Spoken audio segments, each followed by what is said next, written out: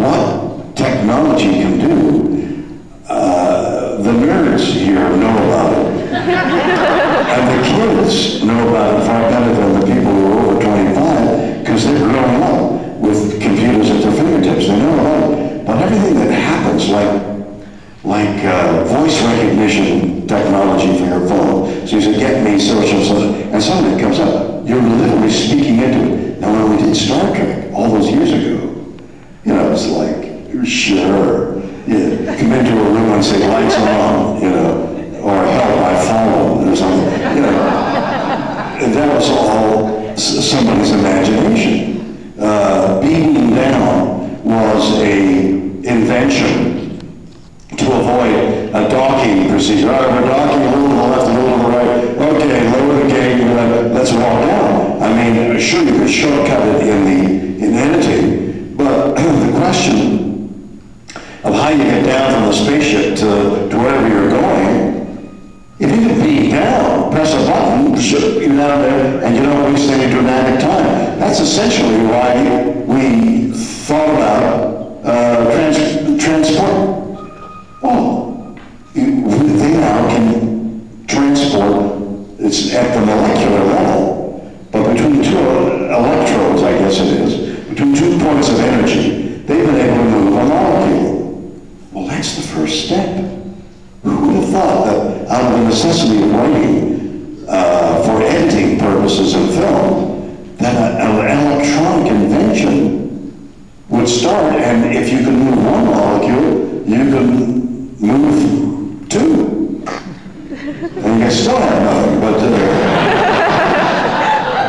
it's liable to take on. Solar power, just reading about solar power. Solar power costs have halved in the last few years. They expect them to halve again.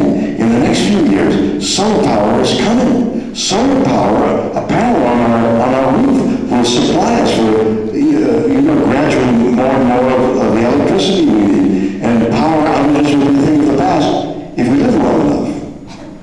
That's the other part.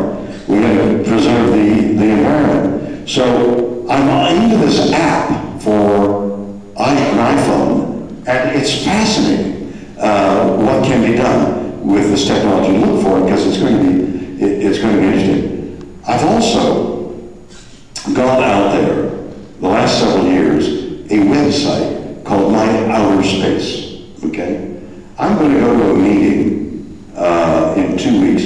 No, next week.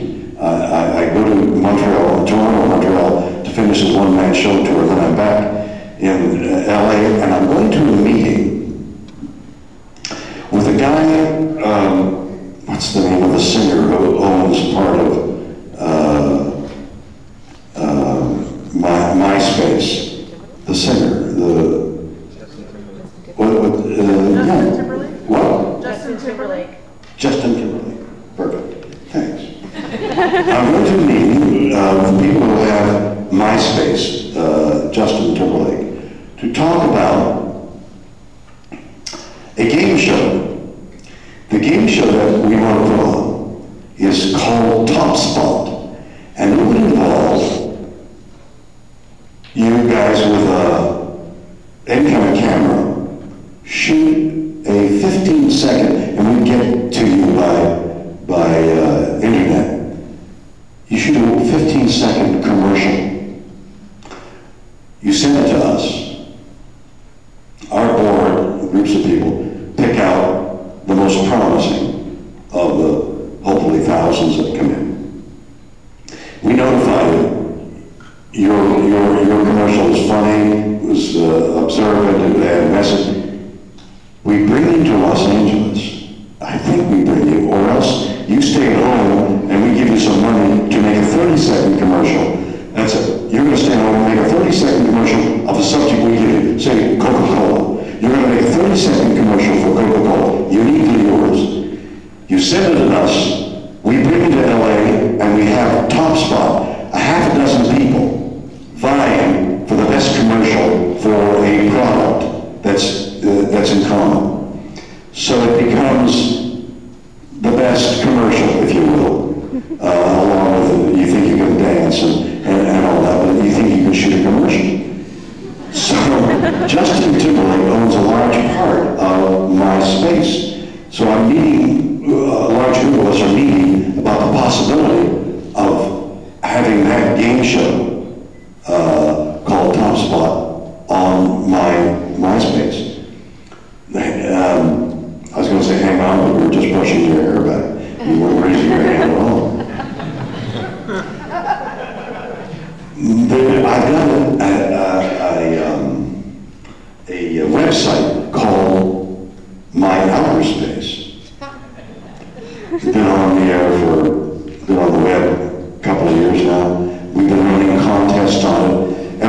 interested in science fiction is invited to go to my outer space. And it's organized along the lines of, what do you want to do? Do you want to direct a science fiction movie? Do you want to write a science fiction movie? Do you want to do the animation? We're having contests to find the best people, and what my ambition is on my outer space is to make a movie voted by you. What do you want to see? You vote on. Do you want the bad guy to beat the good guy? The good guy to beat the bad? Do you want it to look like this? Let's see animation. And we use the audience to build ourselves a movie, which I think will play on the Space Channel here, Sci-Fi Channel down in the States.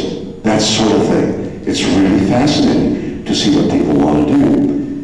There is a game, now this is done, complex aside, there'll be an electronic game on my outer space, which will play also on the web, on Facebook and all, but there's a new space game, electronic game, that's being invented right now, and I'm helping invent it.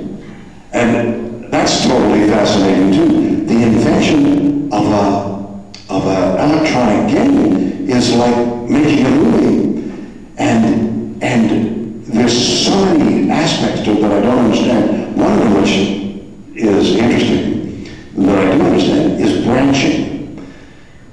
If you give a yes button to this thing, then you have two possibilities, yes or no. So if you press no to that one, you then have two yes and no's over here. And so this branching is what the game is all about. That's what the logarithms are written about. It's a yes and no, open and closed, but they branch. And the invention of that branching is what makes the games. Now, I don't play the games. I've never played a game, but I know the stories. My grandson plays the games all the time. He won't come out of his room. At least he tells me that's what he's doing. I mean, there are guys, my grandson being one of them, who play it all the time. They're totally involved in this other world. And how they can involve people from all the other countries and places to be on the same team, I have no idea. I just know it exists, but I don't know how they do it. How do they get it?